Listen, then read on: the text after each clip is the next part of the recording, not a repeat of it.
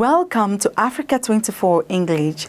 As Guinea-Bissau heads towards the November 23rd, 2025 elections, this edition of the campaign journal profiles Mário da Silva Júnior explore the youth employment challenges, highlight human development priorities, and offer a postcard glimpse of the Bafata region, a cradle of history and hope, a concise look at the forces shaping Guinea-Bissau's future. Mário da Silva Júnior is one of the 12 candidates officially selected for the presidential election scheduled to take place in Guinea-Bissau on November 23, 2025. He is running under the banner of the Civic Organization for Democracy Renewed Hope, a party focused on the values of citizenship, transparency, and democratic renewal. When individuals fail to share the same message or agree on the common vision, it creates fragmentation in society. This fragmentation can become an advantage for the government as it prevents the formation of a coherent movement capable of bringing about real change. His candidacy is intended to be independent of the major political coalition that have dominated the national scene for several decades. The outlines of this program announced by his team suggest a message focused on political renewal, the fight against corruption, and the strengthening of citizen governance. There is no leadership renewal within our current structure, which significantly hinders the progress of our democratic processes. In order for the election to finally take place in a transparent and legitimate manner, it is essential to put in place mechanisms that guarantee the rotation of responsibility. By running as an independent candidate, Mário da Silva Júnior is attempting to unite people across party lines, appealing in particular to urban youth and voters who have many expectations that have not been met by President Umaru Sissoco Embalo's movement for democratic change, which has been in power since 2020. Rich in natural resources that are still largely untapped, Guinea-Bissau is gradually establishing itself as a new mining destination in West Africa. Recent geological surveys have revealed significant reserves of bauxite, phosphate, heavy sands, gold, and oil, attracting the interest of global investors. The government aims to make the mining sector a driver of growth, relying on international partnerships to accelerate the exploration and exploitation of these resources.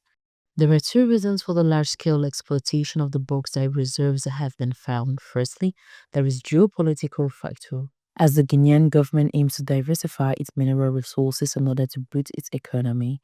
The second reason is purely technical. With its advanced and innovative logging techniques, the country has the means to carry out fairly extensive mineral exploration.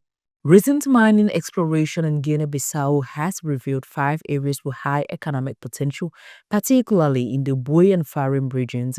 In Farim, high-quality phosphate deposits are already attracting international investors. Bauxite reserves estimated at 113 million tons had an average alumina content of 44.9% and silica content of 3.7%. We are at the stage of proven reserves. These are quite interesting discoveries because alumina is extracted from bauxite. The phosphate market, whether it be phosphate, bone meal, superphosphate, or triple superphosphate, is a market with a strong upward trend. The challenges and prospects associated with this new economic direction are considerable. The exploitation of these resources could transform the country's financial situation in the long term, generate thousands of jobs, and stimulate the development of essential infrastructure, roads, railways, and ports. At the same time, the government is stepping up to contract with major international mining groups, particularly Chinese and Russian ones. In Guinea-Bissau, nearly 67% of the population lives below the poverty line, according to UNICEF data published in 2024. In the streets of Bissau and in rural areas alike, voters are waiting for candidates to put forward concrete proposals to improve their living conditions, education, health, employment. The needs are immense, and the promises, often repeated, are still slow to materialize. We want the issue of urbanization to be one of the government's priorities, not only in terms of housing, but also in collaboration with other development partners. We believe that it can become an engine of economic growth and help to solve housing-related problems. Faced with this reality, presidential candidates are making numerous commitments. Some promise a thorough reform of the education system and public health programs, while others emphasize job creation through agricultural development and foreign investments. Recently, the National Development Policy and Program were drawn up, in which, to a certain extent, these elements were put in place. Obviously, we wanted to obtain more information because it was a compromise that was signed. Beyond campaign rhetoric, Guinea-Bissau voters expect concrete action. The real challenge for the next president will be to translate human development ambitions into tangible policies that can improve citizens' daily lives and restore confidence in the country's future. About 150 kilometers east of Bissau, Bafata, the country's second largest city, is the beating heart and cultural crossroads of eastern Guinea-Bissau. Crossed by the Jeba River, which is navigable as far as the city, the region is famous for its vast rice fields and cashew nut production.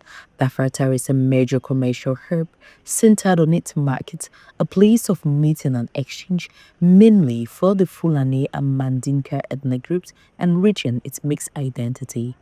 The central market is immersing. It is bustling from morning to night with artisans working as if on a living stage where culture is shared with warmth and simplicity. As for celebrations, there is the carnival which brings life to the streets with bright costumes, traditional dancing, drums, songs, and stories that reveal the deeply mixed soul of Guinea-Bissau.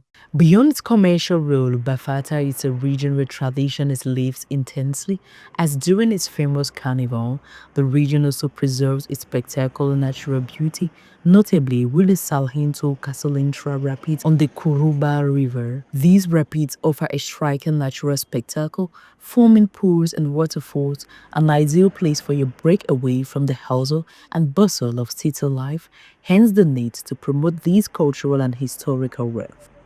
Today, there is a policy in place to try to preserve the memory of Guinea-Bissau through the various sites it promotes. I think Guinea-Bissau deserves to be promoted, to be talked about more, and its historical past rather than the stories we hear today about cruise and drug trafficking.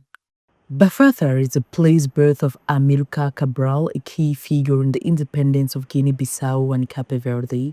Amilcar Cabral's birthplace, although its museum is minimal, is a point of historical interest.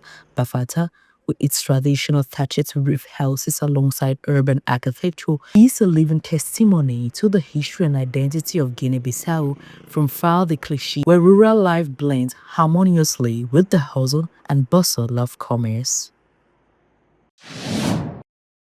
As Election Day draws near, Africa 24 remains committed to providing accurate, balanced and timely reporting on Guinea-Bissau's 2025 presidential campaign. Follow the campaign journal on My Africa 24 and across our platforms for continuous update, analysis and insight that go beyond the headlines.